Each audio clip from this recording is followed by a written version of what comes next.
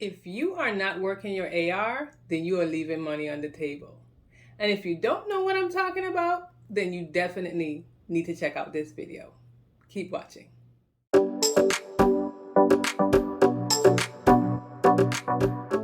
My name is Tamika. I'm a certified professional biller, a certified professional practice manager, and an AAPC approved instructor. In today's video, we are going to be discussing AR. What is accounts receivables, you might say?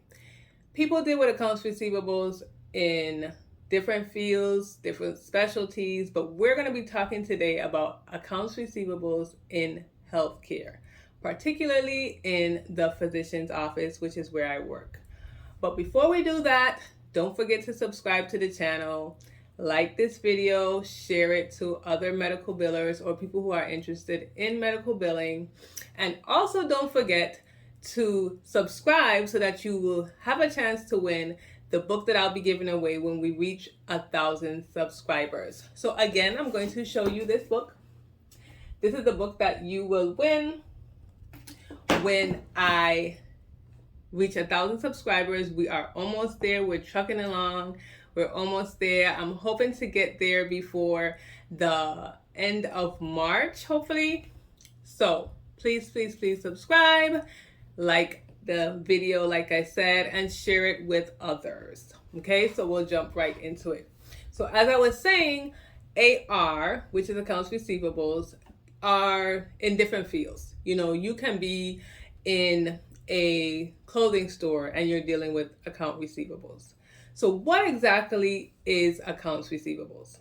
Accounts receivables is the outstanding reimbursement owed to the provider for services rendered to the patient. It can be owed by the patient, by an insurance company, or by a third-party payer. So I'm using it in the terms, of course, as of healthcare, but basically is when someone owes you money. That is the accounts receivables. Then we have agent accounts receivables. And agent accounts receivables is anything that's above zero, basically a day and above. So what I mean by that is, let's say someone who is just born. They were born today, and today being February 8th, they were born today, and tomorrow they will be aging. So that's where we get the aging accounts receivables. So anything that happens if a patient comes in for a visit today and tomorrow there's still an outstanding balance, that is an aging receivable that needs to be collected. Now, your electronic health records system and your practice management system is usually a way that you can keep track of your accounts receivables. So for me though, I prefer when a system is separate and there's actually a practice management system that can keep track of your accounts receivables. I have worked in systems where providers only have electronic health record, and they have a section where they kind of store the information for accounts receivables and things that are outstanding for the patient, outstanding for the insurance company. But I don't really like to use the electronic health records alone. I prefer the practice management systems because they're set up to actually deal with printing out reports and giving you information that will help you decide what's needed to pay and what's still outstanding. Like I said, the one that I actually dealt with, it gave you a whole list of outstanding receivables, but it didn't separate if it was the patient, if it was an insurance company. They didn't separate if it was which insurance company it was, and all of that takes time and is very important. Now, in a video that I did before, it was called, I think, Duties That I Love, and I'll link that above. I mentioned that I really enjoy doing the aging accounts receivables, and I explained in that video why I did. So if you missed that, just check it out after you watch this one. It's a nice little video. It tells you a little bit about me and why I enjoy doing what I'm doing. But right now I'm going to give you some tips for if you're either doing the accounts receivables or you're interested in doing that, give you a little bit of tips that you can do that will help you to be successful in collecting the monies that you need to collect. So the first tip is to have a schedule. You need to have a schedule and be consistent. With anything in life, for the most part, being consistent will help you get way further than just being so knowledgeable and just knowing. You can know all the things. You can know exactly what to do, how to do it, and everything. But if you don't do it and do it consistently, then most likely you won't be successful at it. So when I say to be consistent, if you print out your accounts receivables reports every month, make sure you do it every month. Don't do it at the end of January this month and then you skip 2 months and you do it, in April, and then you do it in May, and then you skip 5 months. You want to make sure you're consistent, because you will miss out on things and you will start to lose money because of that. So you want to be consistent. So that's the first tip. Always be consistent. If you decide, now I don't want to give you a time span that you're supposed to do it. The normal, or I don't want to say normal, but most practices do it monthly. That doesn't mean that your practice has to do it monthly. You need to decide whether every week it's needed because you have so many patients, or maybe every 2 weeks is needed. Maybe every other month is needed because you have so many patients, but you only have one person working your accounts receivables and it's taking them forever to do, and they have to do other duties. You need to decide which is important, how often you need to do it. That's what you need to decide. But most people do it monthly. Then you have to have a plan. And when I say have a plan, I mean to plan out how you're going to work your reports.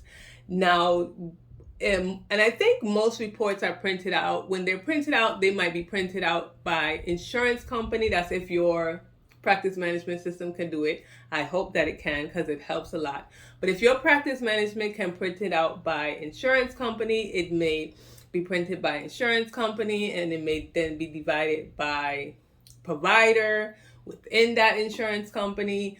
If you have more than one provider that you're working your AR for. So you need to plan, okay, so today, for example, you'll say, well, today I'm going to work United Healthcare's claims, and I'm going to do it for this provider because he has so many. I'm doing it for United Healthcare because their timely filing, which I'm going to mention later on, but their timely filing is 60 days. And then I want to do it for provider B because he has $200,000 outstanding because he sees more patients than provider A. So something to that extent. You just want to make sure that you have a plan. You don't want to just go down the row in the report, like if it starts from A and then it goes down to Z. You don't just want to start from A and then go to Z. You want to have a plan, one that makes sense for you and your practice, so that you can make sure you're as efficient as you can possibly be. Then again, like I said, I was going to mention timely filing. So the next tip is to know your timely filing. And I've spoken about timely filing several times. I'll put it up on the screen again, what timely filing is. But that goes along with tip number 2, because in knowing your timely filing, you will know which ones you need to work and which ones you can maybe do last or do later on. And for another tip for that, you can have this information written down. Most people, let me not say most people, but some people say, I'll remember it. I know Medicare is $365. I've been doing this for years. But sometimes you forget. Sometimes you have so much things that you're doing and things just slip your mind. I would just say, have a little cheat sheet with all the insurances that you have. If you get any new insurances that come up, then you put that on a cheat sheet. And you can even have it in a time order, I guess. I'm trying to figure out the word for that, but have it in the order. Let's say the one that the timely filing is the shortest. So let's say there's an insurance company that they want you to turn it in within 30 days. You want to make sure that insurance company is on top so that you would know that's the one that you have to deal with first. And then you go down and down and down. Like I said, Medicare is 365. So then that one may be the last one. So you just want to maybe have a cheat sheet so that you can know which accounts you need to work first, which ones can be put off for a little bit later. And last but not least, a tip for your AR is to know your practice's best practice. So when I say that, I mean, again, every practice has their own standards, their own rules. There are things that are required and you're supposed to know and everything, but your practice should have a best practice. So if you know, for example, and I gave this example before, but if I work in an OBGYN's doctor's office, and I know that we do global packages, and I know then that means if a patient comes in January, I'm not going to actually bill out until maybe August or September. That patient is going to be on my accounts receivable report for 8-9 months. So I need to know, well, even though my accounts receivable is saying that there's an outstanding balance of $100,000, $40,000 of that is these OB patients. So I know that I can't count that in. I can't count that in as, being really outstanding because I can't bill it until they deliver. So then I just have to deal with the 60%, 60,000 that is left over.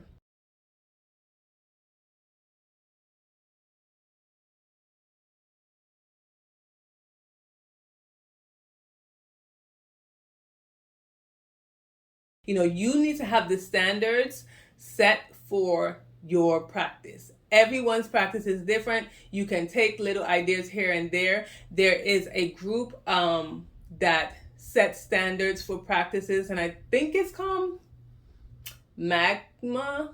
If I'm not right, I'll put it on the screen. But they, give you ideas of what your best practices should be. But you don't have to make what their standard is to be your standard because your practice runs differently and things may not be the same. They just kind of give you a general thing about what should be the best practice. Now, the AR will have on different things. It will have on unpaid bills, rejected bills, missed postings, duplicate bills, denied bills, non-covered bills. There will be different scenarios on the AR report. When you send out claims and let's say you get a rejection, you should be working your rejections immediately. So after you send out the claim, you should be working, you send out the claim through your clearinghouse, you get back a clearinghouse report, you should be working those rejections. So those rejections should not really be on your AR report. Now there are a lot of practices that don't work their rejections. So then when they have to do their AR reports, there are a lot of rejections that's on there. Things like the ID number wasn't correct, the ICD-10 code didn't have enough digits. Like there are little things that are on there that they could have dealt with one time if they looked through the clearing house reports. They could have dealt with that and got it back out. But normally, if you're doing that right, if you're working your rejections regularly, then on your AR report should not have rejections. Now, here are some characteristics that I think that you should have if you are working with AR. Of course, this is my opinion, and you don't necessarily have to have them, but I think it helps because it helps you to be more efficient and effective when you are working these AR reports. So the first thing, which I don't necessarily want to say is a characteristic, I guess it's more of sometimes I get a question, do I have to know math? Do I have to really know math really good in order to work AR? And the answer to that is no. They also actually ask that about medical billing because you deal with numbers and stuff if you need to know math really well. And again, the answer is no, because you're not really doing big, complicated equations But I say that knowing math or liking math really helps you, because it helps you when you have to deal with numbers, and because you're going to be looking at numbers and stuff for the most part. You're going to have to, even if you don't know the exact figure that it's supposed to be, you'll look at a claim that was paid and you'll say, this looks a little off because the copay and the insurance payment doesn't add up to what was billed. It looks a little off. So you might not know the exact figure, but you will know that it looks kind of off. So no, you do not have to know math, like be a math wizard, but you'll have to know, of course, basic math, addition, subtraction, for the most part, addition and subtraction, and then you might have a little bit of multiplication here or there, but basically you'll need to know addition and subtraction. Also, I would say that you should be inquisitive. And I use inquisitive because you would want to be curious about things. You might see something, you might get a denial, you might have something on your accounts receivables reports that you call the insurance company for. It's a denial, and they tell you this denial, and you're like, that doesn't make sense. I need to look further, into this and see, well, why? Or ask them, okay, I know you said this was denied, but why?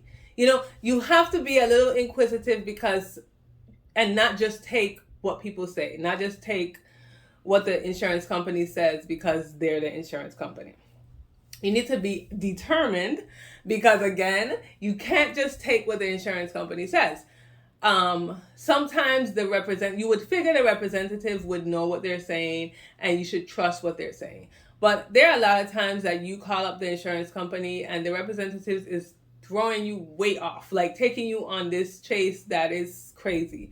And you have to really, if you know your stuff, if you know preventive visits are covered 100% under this patient's policy, and they're telling you no, they have a copay of $50, you need to be determined to get that claim paid and paid in full. Don't let them give you that half story, and because unfortunately, sometimes the representatives do not know what they're talking about. I'm not sure how they train them and what they train them in, but they're basically kind of just reading a script or something, and sometimes they really just don't know what they're talking about. You also need to know the general rules, fall back again, because in order for you to be determined and get things paid and get things done, you have to know the foundation. Of course, people might ask, do I have to know billing in order to get into it? Do I have to go to school in order to do billing? And all of those questions are no to that. And we don't really necessarily have to, but I say you should. It makes you more confident, and it makes you more knowledgeable, and it makes things a little bit more easier when you need to try and deal with stuff. Because if you go into a field, if you go into billing, you are working the accounts receivables, and you know nothing about that. You don't know even what accounts receivables mean. It's going to be harder for you to fight or to try to go against what the rep is saying if you have no idea what the rules are. You don't know that preventive visits are supposed to be paid 100%. How will you then know to tell the representative that? So going to school, learning a little bit, trying to even teach your own self and just learn and network with people, it helps out a lot. Be a researcher, because even though I've been doing billing for a long time, there's no way for me to possibly know everything. I might be really good in one specialty and then I go over to another specialty, which has happened to me, and I don't know barely anything and I feel like I'm lost. But it's my responsibility to research the information and learn. Don't stop learning. And the last thing is to be resourceful. Be resourceful by talking to other billers, by talking to coders if you have coders, to the physician, networking in your local chapters. Be resourceful. Try to get the information that you need to get. And if there's something that you have a problem with, just try to continue to deal with it and learn about it. Don't just give up and, start writing things off or saying, oh, we just don't get paid. In AR and you're having problems working your report, put the questions below. Maybe I can be of assistance to you because I also do AR.